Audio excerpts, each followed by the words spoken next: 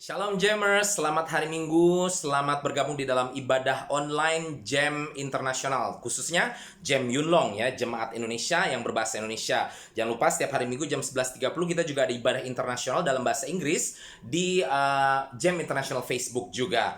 Dan untuk teman-teman yang mau mengikuti worshipnya, bergabung di ibadah internasional jam 11.30 kita memulai dengan worship ya. Karena untuk yang Indonesia ini kita waktunya lebih terbatas karena online, jadi kita juga akan lebih memfokuskan kepada kebenaran firman Tuhannya. Namun, saya akan mainkan satu lagu pujian sebelum kita masuk ke dalam kebenaran firman Tuhan. Ya, sekali lagi, kalau seandainya mau worship yang sampai pokoknya pol, ya, teman-teman harus bergabung di ibadah internasional dalam bahasa Inggris jam 11.30 pagi. Oke? Tapi sekarang kita akan memuji Tuhan dulu untuk kita menyiapkan diri kita masuk ke dalam kebenaran firman Tuhan. Kita akan menaikkan lagu Ku Beri Kemuliaan. Mari kita semua siapkan hati kita untuk memberi kemuliaan bagi Tuhan kita. Haleluya. Ku beri kemuliaan dan hormat, ku angkat suara pujian, ku agungkan nama-Mu. Ku beri kemuliaan dan hormat, ku angkat suara pujian, ku agung. Katakan sebab Kau besar. Sebab Kau besar, perbuatan-Mu ajaib, tiada seperti Engkau, tiada seperti Engkau. Sebab Kau besar, perbuatan-Mu ajaib, tiada seperti Engkau, tiada seperti Engkau. Kita ulangi sekali dari awal, katakan ku beri kemuliaan. Ku beri kemuliaan dan hormat, ku angkat suara pujian, ku agungkan nama-Mu. Ku beri kemuliaan dan hormat, ku angkat suara pujian, ku agungkan nama-Mu.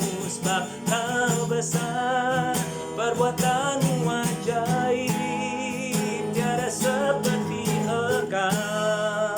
Amin, katakan tiada seperti Engkau. Sebab Kau besar, perbuatan-Mu ajaib, tiada seperti Engkau, tiada seperti Engkau. Katakan lagi, sebab Kau besar, sebab Kau besar, perbuatan-Mu ajaib, tiada seperti Engkau. Amin Tuhan, tiada seperti Engkau, tiada seperti Engkau. Sebab Kau besar, perbuatan-Mu ajaib, tiada seperti Engkau,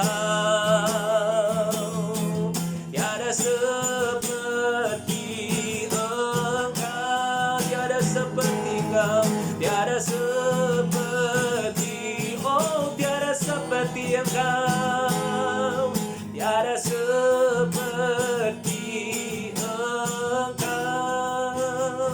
Haleluya, haleluya. Benar Tuhan, tiada seperti Engkau Tuhan. Kami memuji kebesaran-Mu Tuhan.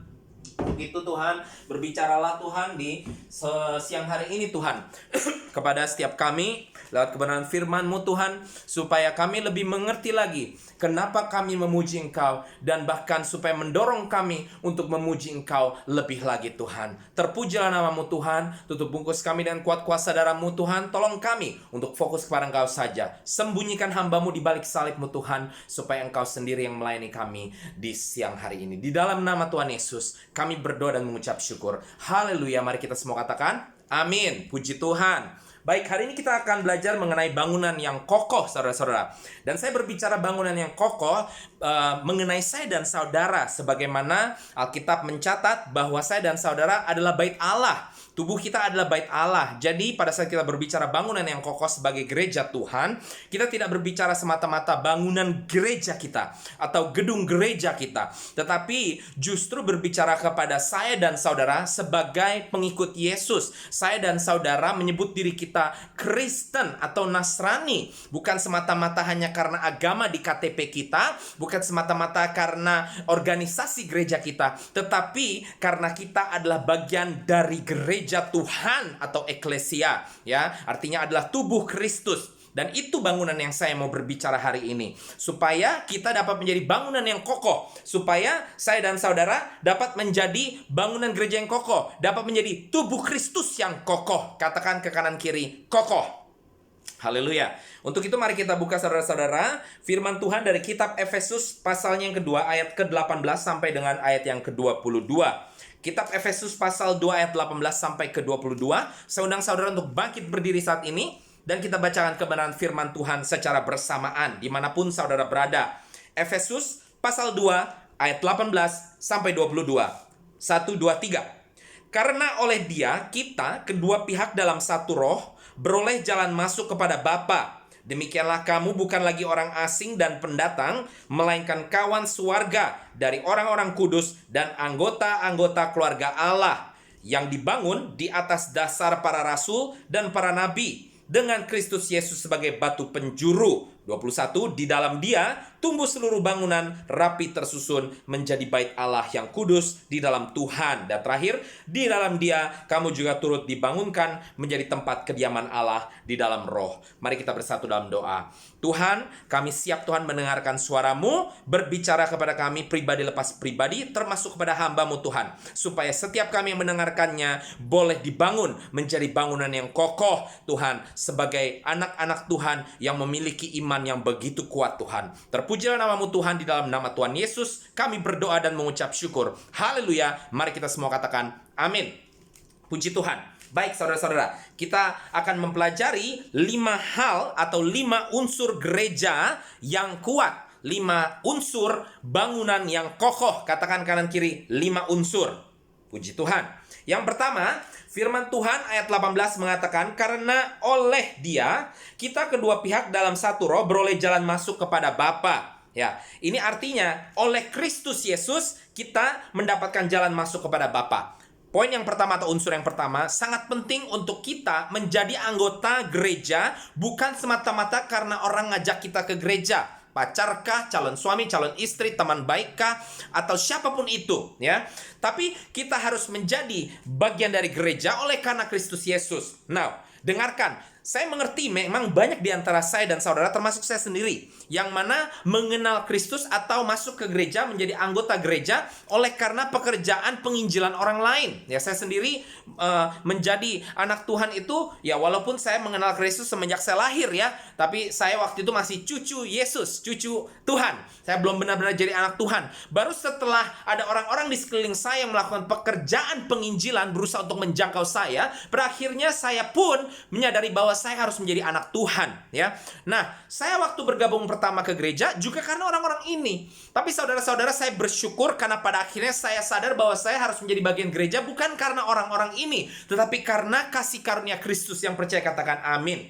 Itulah sebabnya kalau kita mau jadi gereja yang kuat, maka kita harus menjadi anggota gereja oleh karena Yesus, bukan karena paksaan, pernikahan, atau anjuran dan lain sebagainya. Walaupun kadang-kadang Tuhan mengizinkan situasi seperti ini terjadi untuk mengantarkan kita mendekat kepadanya. Karena firman Tuhan mengatakan, dekatkan dulu dirimu kepadaku, maka aku akan mendekat kepada engkau. Dan itu yang Tuhan akan lakukan. Selama kita mulai mendekat kepada Tuhan, Dia akan mendekat kepada kita. Jadi cara awalnya mungkin saja seperti saya mengenal gereja Tuhan, mengenal Tuhan oleh karena orang-orang di sekeliling saya. Tetapi sangat penting untuk saya dan saudara untuk cepat-cepat mengerti bahwa kita harus kembali menjadi gereja Tuhan oleh karena Tuhan sendiri. Harus menjadi tubuh Kristus oleh karena Kristus sendiri. Yang percaya katakan amin.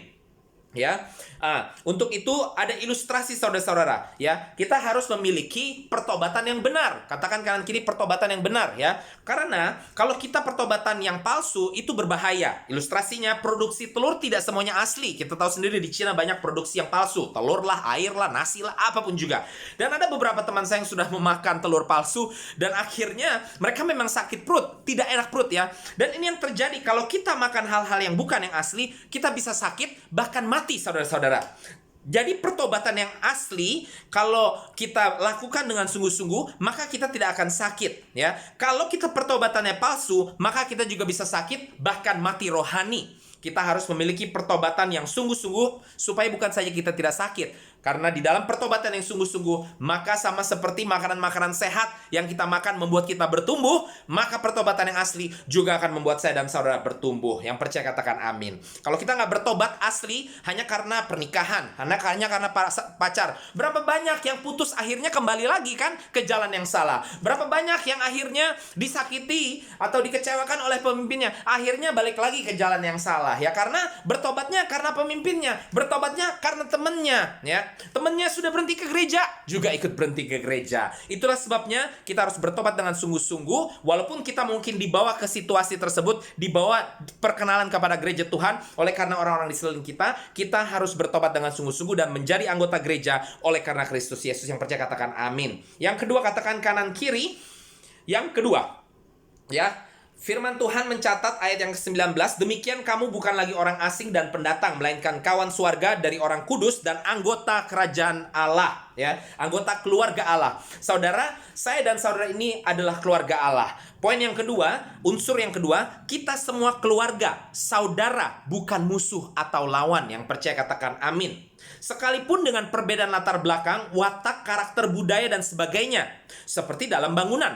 Ada batu bata, ada semen, ada kaca, ada atap, ada genting. Ya, semuanya ini saling melengkapi menjadi satu bangunan. Seperti firman Tuhan katakan mengenai kesatuan tubuh Kristus. Yang percaya katakan amin. Bahkan kita harus ingat, di dalam membangun saja, bukan materi-materinya saja yang berbeda-beda. Tetapi tukang-tukangnya juga beda-beda. Ada tukang batu, ada tukang bata, ada tukang bangunannya, ada tukang yang bikin genting, atap, dan lain sebagainya. Ada tukang kacanya, saudara-saudara. Dan semua ini harus belajar untuk bekerja sama untuk menjadikan satu bangunan atau satu rumah yang cantik, yang indah, dan yang kokoh. Begitu pula dengan saya dan saudara, ya. Kalau tidak bisa melihat bahwa kita semua kawan dan saudara, maka akan susah bekerja sama. Begitu pula dengan gereja. Jadi saudara kalau punya masalah sekarang satu dengan yang lain, sudah, jangan lihat perbedaannya. Kita mundur dulu selangkah untuk berdiam diri supaya kita tidak panas dan akhirnya kita dapat melihat melampaui daripada perbedaan tersebut. Yang percaya katakan amin ya. Memang tidak ada yang sempurna saudara-saudara, tapi paling tidak kita coba yang terbaik, maka saya percaya Tuhan akan lakukan sisanya untuk menolong saya dan saudara menjadi bangunan yang kokoh. Yang percaya katakan amin. Yang ketiga, katakan kanan kiri yang ketiga. Ayat 20 berkata, yang dibangun di atas dasar para rasul dan para nabi dengan Kristus Yesus sebagai batu penjuru. Saudara, Tuhan mengatakan bahwa di dalam gereja itu memang ada otoritas. Dan Tuhan berikan otoritas tersebut kepada pemimpin saudara. Jadi, saudara kalau seandainya ada di satu gereja, kalau mau jadi bangunan yang kokoh, saudara harus belajar untuk tunduk kepada pemimpin di gereja tersebut. Tunduk kepada pendeta saudara, kepada gembala saudara. Nah masalah saudara punya mentor sana-sini, tetapi jangan lupa ada prioritas. Bahwa otoritas itu ada di dalam orang yang ditempatkan sebagai pemimpin langsung saudara. Kalau mentor itu kan gak langsung di dalam pelayanan saudara kesehariannya. Nah, kalau gembala itu kan langsung di kesehariannya dia yang mengatur. Saudara punya pelayanan, dia yang mengarahkan saudara dan lain sebagainya. Jadi belajar untuk tunduk kepada gembala saudara. Kalau tidak, saudara tidak akan menjadi bangunan yang kokoh, saudara-saudara. Saudara akan mundur karena saudara tidak tunduk. Saudara kira saudara melihat gembala saudara yang negatif, padahal saudara yang negatif. Akhirnya saudara mundur. Perhatikan orang-orang seperti ini, mereka pekerjaan hanya akan masuk ke satu gereja, mundur karena nggak cocok dengan gembalanya. Lalu masuk ke gereja lain, mundur lagi karena nggak cocok dengan gembalanya juga. Dan ini terus dilakukan. Akhirnya dia bukan jadi bangunan yang kokoh. Dan sayangnya orang seperti ini bukan saja menjadi bangunan yang tidak kokoh. Orang seperti ini justru menjadi racun dan membuat bangunan gereja yang lagi sehat juga jadi tidak kokoh. Karena mereka masuk dan mengaduk-ngaduk gereja tersebut ya. Jadi saudara, kalau ini saudara bertobat ya. Belajar untuk jadi bangunan yang kokoh dan belajar menjadi berkat. Bukan menjadi tidak berkat bagi orang lain. Amin. Dan kalau saudara bukan ini, puji Tuhan. Jangan sampai jadi seperti ini ya. Belajar untuk tunduk kepada otoritas yang diberikan Tuhan di dalam hidup saudara, yaitu gembala saudara, ya, para pemimpin-pemimpin saudara. Sekali lagi, mentor nggak masalah, tetapi saudara harus punya prioritas, ya. Yang mana dulu? Gembala, lalu ada mentor, ada kakak rohani dan lain sebagainya. Itu harus ada prioritasnya, saudara-saudara. Amin.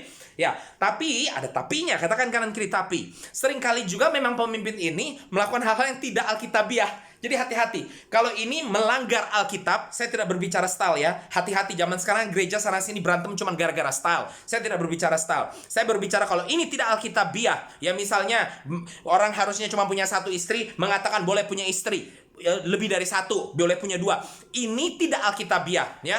Atau sudah punya istri, masih ada hubungan gelap dengan wanita lain. Ini tidak alkitabiah. Nah, gembala seperti ini atau pemimpin seperti ini yang harus dihati-hatiin juga. Jadi walaupun kita tahu kita harus tunduk kepada gembala, pada saat kita melihat dia tidak sesuai dengan Kristus, maka kita juga harus hati-hati. Kenapa? Karena firman Tuhan di ayat yang sama pasal 20, ayat 20 mengatakan tetap Yesus yang harus menjadi batu penjuru. Jadi dasarnya memang pemimpin-pemimpin rohani kita, tetapi Yesus tetap harus jadi batu penjuru. Intinya seperti itu. Kalau seandainya pemimpin saudara masih tetap sesuai dengan Alkitab, tidak menentang Kristus, maka saudara tetap tunduk kepada gembala, walaupun itu tidak sesuai dengan style saudara dan lain sebagainya, ya. Tetapi kalau itu sudah menantang, melanggar kebenaran firman Tuhan, melanggar Kristus, melanggar akidah Alkitab, maka saudara sudah harus berhati-hati dan berdoa, minta Tuhan tunjukkan caranya gimana untuk mengatasi hal tersebut, ya. Juga bukan membuat suatu pemberontakan, ya, karena bukan itu yang Tuhan mau. Tapi mulai berdoa dan biar Tuhan menyatakan, ya, apakah Tuhan akan menegur pemimpin saudara, apakah Tuhan justru akan memberikan hikmat kepada saudara untuk mendekati pemimpin saudara dan berbicara dengan baik-baik, atau apapun itu, ya. Tapi yang jelas, mari kita belajar untuk tunduk sebagai gereja Tuhan. Kalau mau kuat, kita harus belajar tunduk kepada otoritas yang Tuhan berikan dalam hidup kita. Tetapi juga harus ingat bahwa otoritas tertinggi ada di Yesus Kristus. Yang percaya katakan amin. Yang keempat, katakan kanan kiri yang keempat. Ya, ayat ke-21 mengatakan, di dalam dia tumbuh seluruh bangunan, rapi tersusun menjadi bait Allah yang kudus di dalam Tuhan. Artinya, saudara, kalau kita mau terus kuat, kita harus terus ada di dalam dia, ya. Banyak orang cuma fokus kepada kasih mula-mula, pas lagi awal, wah, luar biasa di dalam Tuhan. Giliran sudah bertahun-tahun mulai loyo imannya, walaupun masih tetap aktif ke gereja, ya. Saya tidak memungkiri, saya pun sering seperti ini. Karena apa? Karena kita tiap hari kita pikirkan bagaimana cara melayani dan lain sebagainya. Itulah sebabnya saya senang terkadang juga saya dilayani. Terkadang jemaat saya latih untuk membawakan home group dan lain sebagainya, supaya saya dan istri saya juga terus dilayani dalam kebenaran firman Tuhan, dan kami terus direnovasi secara rohani, saudara-saudara, ya. Karena jangan salah, bangunan tua itu rapuh loh, saudara-saudara. Tapi kalau direnovasi, bukan cuma kuat lagi, tapi menjadi semakin indah. Itulah sebabnya kita juga harus direnovasi secara rohani, dan harus pastikan kita terus ada di dalam dia. Jangan cuma bersandar kepada kasih mula-mula, tetapi terus direnovasi, sehingga setiap kita renovasi, kita kembali mendapatkan kasih mula-mula. Yang percaya katakan amin, ya. Tetap menjadi bangunan yang rapi, ya, dikatakan di firman Tuhan tadi. Ilustrasinya, ya, cat baru lama-lama juga kusam, ya. Tapi kalau dicat terus, direnovasi terus, baru akan terus menjadi rapi dan terus menjadi manis, ya. Nah, tetap menjadi bangunan yang rapi, ya. Sekalipun kadang-kadang ada bolong-bolong sana sini, jangan takut, saudara-saudara. Ya, memang di dalam langkah iman kita kadang-kadang kita jatuh, ya. Tetapi bolong-bolong ini kita bisa tambal lagi dan kita bisa cat lagi, saudara-saudara. Jadi tetap terlihat rapi, ya. Karena pada akhirnya tidak ada satupun kita yang sempurna, kecuali nanti Yesus datang kali kedua menyempurnakan semua kita. Yang percaya katakan amin. Haleluya. Lalu saudara-saudara, yang terakhir, katakan kanan kiri, yang terakhir, ya. Ayat 22 mengatakan, di dalam dia kamu juga turut dibangunkan menjadi tempat kediaman Allah di dalam roh. Yang terakhir, untuk menjadi bangunan Kristus yang kuat, saudara-saudara harus menjaga kekudusan. Katakan kanan kiri, kekudusan, ya. Kenapa? Sekali lagi, karena tubuh kita adalah bait Allah, dan Tuhan menjadikan saya dan saudara ini bukan semata-mata gedung gereja, tapi saya dan saudara ini menjadi tubuh Kristus, supaya kita menjadi tempat kediaman Allah. Maaf, katakan kanan kiri, tempat kediaman Allah, ya. Jadi bukan hanya secara fisik kuat, saudara-saudara, tetapi secara fisiknya, kesatuannya memang nyata, tetapi kita juga tidak terpisahkan dari Tuhan. Karena kalau kita fisiknya nyata, tetapi ternyata kita terpisahkan dari Tuhan, maka saudara-saudara sangat mudah untuk orang-orang akan mundur, ya. Untuk itu, saudara-saudara, pastikan kita menjadi bagian gereja yang kuat, dengan cara melihat kelima unsur yang penting ini. Yaitu pertama, kita itu jadi anggota gereja karena orang lain apa karena Kristus? Pastikan karena Kristus. Lalu kita harus ingat, walaupun kita berbeda-beda, seringkali nggak sesuai maunya, ya beda cara, style dan lain sebagainya, kita ini semua keluarga di dalam satu gereja, kita saudara bukan musuh. Yang ketiga, saudara harus belajar untuk tunduk kepada dasar bangunan yang Tuhan sudah tetapkan, yaitu otoritas yang diberikan di dalam diri saudara, yaitu para gembala, ya para nabi dan lain sebagainya, mentor juga, kakak rohani juga. Tetapi ingat dengan prioritasnya tadi saya katakan ya, dan di atas itu selalu ingat bahwa Yesus memegang otoritas tertinggi, sehingga kita tetap harus mengingat bahwa Yesus adalah batu penjuru. Lalu yang keempat, jangan lupa untuk terus ada di dalam Yesus. Nggak cukup cuman sekali doang kita jatuh cinta kepada Yesus, tapi kita harus pastikan setiap hari kita kembali jatuh cinta kepada Yesus, terus di dalam Dia, sehingga kita punya rohani terus direnovasi, sehingga memastikan kita terus menjadi bangunan Kristus yang kuat. Dan yang terakhir, kita harus menjaga kekudusan kita, karena kita bisa lakukan segala sesuatunya dengan diri kita sendiri dari poin 1 sampai 4. Tapi saudara-saudara, kita tahu apa yang kita lakukan tidak akan pernah sempurna. Hanya Tuhan yang bisa menyempurnakan, dan Tuhan hanya akan bersemayam di tempat yang kudus. Jadi saudara tidak peduli, saudara tidak sempurna. Selama saudara menjaga kekudusan, maka Allah sendiri yang akan bersemayam di dalam diri saudara. Dan segala sesuatu yang tidak sempurna tersebut, Tuhan akan menyempurnakannya. Yang percaya katakan amin. Haleluya saudara-saudara ya. Saya berdoa biar saya dan saudara akan terus menjadi semakin kuat dalam iman kita. Dan kita akan terus menjadi bangunan Kristus yang kokoh. Ya, nggak masalah kita orangnya cuma beberapa segelintir ya. Tidak masalah. Tuhan tidak pernah menilai jumlahnya, tapi Tuhan menilai kualitasnya. Walaupun setelah kualitas itu kokoh, benar, karena firman Tuhan mencatat Matius 28 ayat 19 mengatakan kita harus pergi dan menjadikan seluruh bangsa murid-murid Yesus. Jadi setelah kita memiliki dasar iman yang kuat, kita telah menjadi bangunan yang kokoh, barulah kita keluar dan membawa orang-orang untuk masuk bergabung di dalam bangunan yang kokoh tersebut. Jangan kita bangunannya belum kokoh dan ngajak orang masuk, bahaya saudara-saudara. Gempa bumi, maka bangunan itu hancur, dan setiap orang yang ada di dalam bangunan tersebut akan turut hancur pula. Tetapi kalau kita bangunan yang sudah kokoh, maka barulah kita keluar saudara-saudara, dan kita ajak sebanyak-banyaknya untuk masuk dalam bangunan tersebut. Jadi apakah ada gempa bumi atau ada terpaan angin ribut apapun juga ya, masalah apapun dalam kehidupan saudara tidak akan hancur dan tidak akan mematikan orang-orang ini. Kenapa? Karena mereka ada di dalam bangunan yang kokoh. Yang percaya katakan amin. Demikian firman Tuhan hari ini. Mari kita tutup ibadah kita di siang hari ini saudara-saudara. Dan sebelumnya seperti biasa saya akan mengajak untuk saudara-saudara yang menonton video khotbah ini, kalau saudara merasakan bahwa Tuhan berbicara kepada saudara dan saudara ingin menerima Yesus sebagai Tuhan dan Juru Selamat, mari ikuti doa saya sebelum saya tutup dengan doa penutup ibadah kita. Mari kita semua berdoa bersama-sama. Haleluya, haleluya. Sekali lagi bagi saudara yang ingin menerima Yesus sebagai Tuhan dan Juru Selamat, ikuti doa saya. Tuhan Yesus, terima kasih atas kebaikan Engkau. Saya mau semua yang sudah dikatakan tadi menjadi bangunan yang kokoh dan membawa kemuliaan bagi namamu, Yesus. Untuk itu, hari ini saya memutuskan, Tuhan Yesus, saya buka diri saya, buka hati saya. Saya undang Engkau masuk dalam hidup saya. Ampuni saya atas segala dosa saya, Yesus. Dan biarlah mulai hari ini, Engkau menjadi Tuhan dan Juru Selamat saya.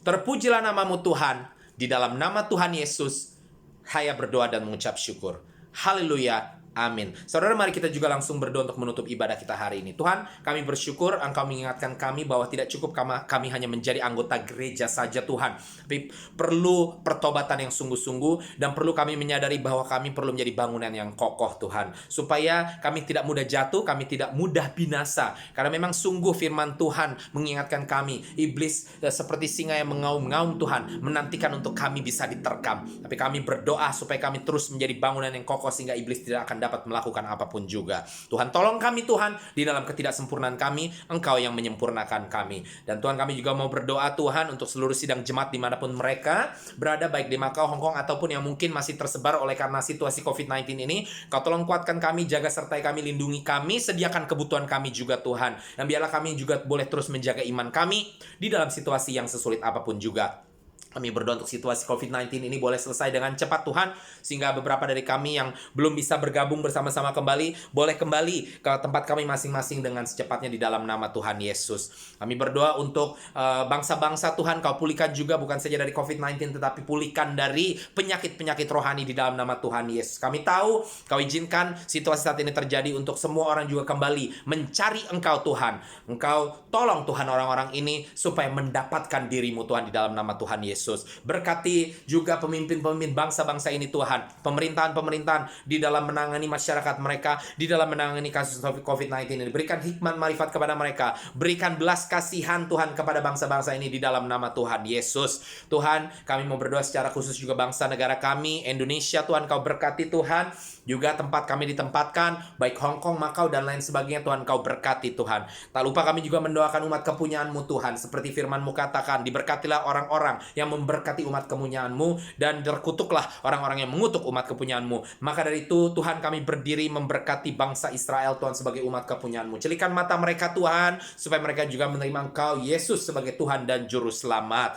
Terima kasih Tuhan Yesus. Kami Tuhan siap menjadi berkat bagi orang-orang di sekeliling kami Tuhan. Setelah mendengarkan kebenaran firman Tuhan ini, kami boleh mengaplikasikan di dalam hidup kami dan menjadi berkat bagi orang-orang lain. Terima kasih Tuhan Yesus. Mari sidang jemaat yang dikasihi Tuhan, angkatlah kedua tanganmu dan terimalah berkat dari Allah Bapa, terimalah juga kasih karunia dan sukacita dari Tuhan kita Yesus Kristus, disertai dengan kekuatan yang kita terima di dalam persekutuan dengan Roh Kudus yang selalu setia bersama dengan saya dan saudara sampai kepada Maranatha, Yesus menjemput kita kali kedua di awan-awan permai. Di dalam nama Tuhan Yesus Kristus kami berdoa dan mengucap syukur. Haleluya, mari kita semua katakan amin. Selamat hari Minggu sekali lagi, Tuhan Yesus memberkati.